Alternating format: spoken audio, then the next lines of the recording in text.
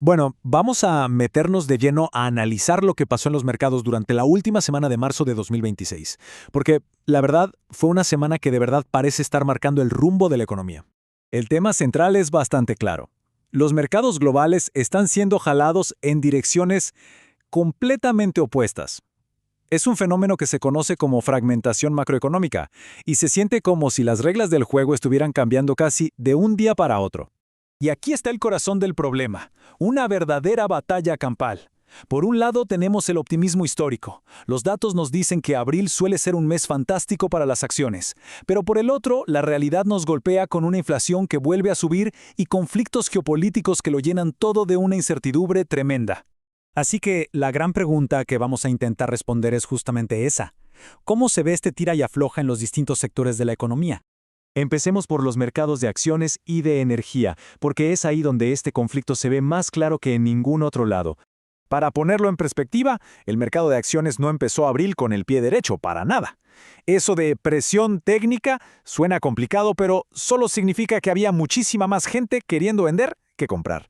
Y todo esto justo después de un mes de marzo que fue malísimo, el peor en años. Estamos hablando de una caída del 7.8%. Es una cifra que pesa, ¿eh? Y refleja perfectamente esa enorme presión para vender que se sintió al cerrar el primer trimestre. Pero aquí es donde la historia choca de frente con la realidad. Si miramos los datos desde 1994, abril ha tenido en promedio una subida del 2.03%, un contraste brutal con lo que acabamos de ver. Aquí está la señal de advertencia. Aunque la historia nos sugiera que podría venir un repunte, las valoraciones actuales están altísimas. El mercado está a 25.7 veces las ganancias futuras, muy por encima del promedio histórico. Pensemos que es como la etiqueta de precio de las acciones. Ahora mismo están caras, y eso las hace mucho más vulnerables si vienen malas noticias. Pasemos ahora al mercado energético porque ahí está pasando algo fascinante que se llama backwardation. Dicho fácil, significa que el mercado está dispuesto a pagar muchísimo más por el petróleo hoy que en el futuro. Es una señal de pánico, una señal de que hay escasez ahora mismo.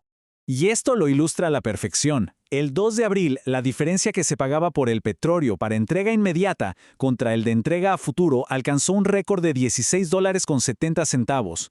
Esto ya no es especulación, es una señal de que los compradores necesitan el producto físico, desesperadamente, y lo necesitan ya.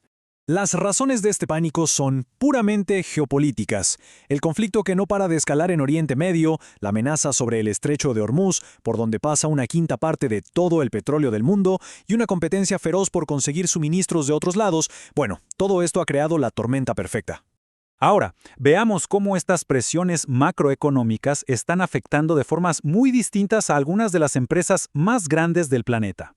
Miren el caso de Nike. Mientras que sus ventas en Norteamérica crecieron un poco, sus ingresos en China cayeron un 7%.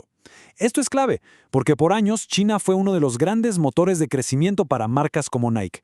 Una caída así no solo afecta a la empresa, es una señal de alerta para todo el sector de consumo a nivel global. Pero en la otra cara de la moneda tenemos a Miniso. Sus ingresos crecieron un impresionante 32.7%, y solo en Estados Unidos más de un 20%. Su estrategia, que se enfoca en dar buen valor y productos baratos, está funcionando de maravilla en el entorno actual. Este gráfico lo resume todo, ¿no? La diferencia tan grande en el rendimiento de estas dos empresas es un reflejo clarísimo del mundo fragmentado en el que estamos. La gente está cambiando sus prioridades a la hora de comprar. Entonces, ¿qué hacen otras empresas? Pues algunas, como McCormick, están usando una estrategia defensiva, la megafusión. Al unirse con el negocio de alimentos de Unilever, lo que buscan es crear un gigante con el tamaño suficiente para aguantar los golpes de la inflación y recortar puestos. Y ahora, tenemos que hablar de la política monetaria, porque justo en el centro de toda esta turbulencia se encuentra la Reserva Federal de Estados Unidos. El foco de atención ahora mismo está sobre Kevin Warsh, el nominado para dirigir el banco central más importante del mundo. Y vaya que le va a tocar un trabajo difícil, navegar estas aguas tan turbulentas. Pero su camino no es nada fácil. Su confirmación en el cargo tiene obstáculos políticos por ambos lados. Hay bloqueos por investigaciones pendientes y preguntas muy serias sobre su independencia política, lo que le añade todavía más incertidumbre al panorama. Y aquí está su dilema fundamental. Warsh quiere bajar las tasas de interés para ayudar a la economía, Pero la realidad es que el golpe de los precios de la energía está empujando la inflación a un pico que se calcula en 3.6%. Bajar las tasas en este momento es una decisión extremadamente complicada. Muy bien. Entonces, ¿qué nos dice todo esto en conjunto? ¿Cuáles son las nuevas reglas del juego? La pregunta que todo el mundo se está haciendo es, si las viejas reglas ya no funcionan, ¿cuál es el nuevo manual para navegar esta economía? Y aquí están las claves. Primero, la geopolítica ahora pesa más que los datos económicos de siempre. Segundo, la energía cara funciona como un impuesto invisible que frena el consumo en todo el mundo. Tercero, estamos viendo las primeras señales de que algunos países empiezan a comerciar en otras monedas que no son el dólar, un proceso llamado desdolarización. Y por último, la conclusión inevitable, hay que actuar con muchísima cautela, y esto nos deja con una pregunta final, una bastante provocadora. Con todas estas tensiones geopolíticas y económicas creciendo, ¿será el dominio histórico del dólar la próxima gran ficha de dominó que está a punto de caer?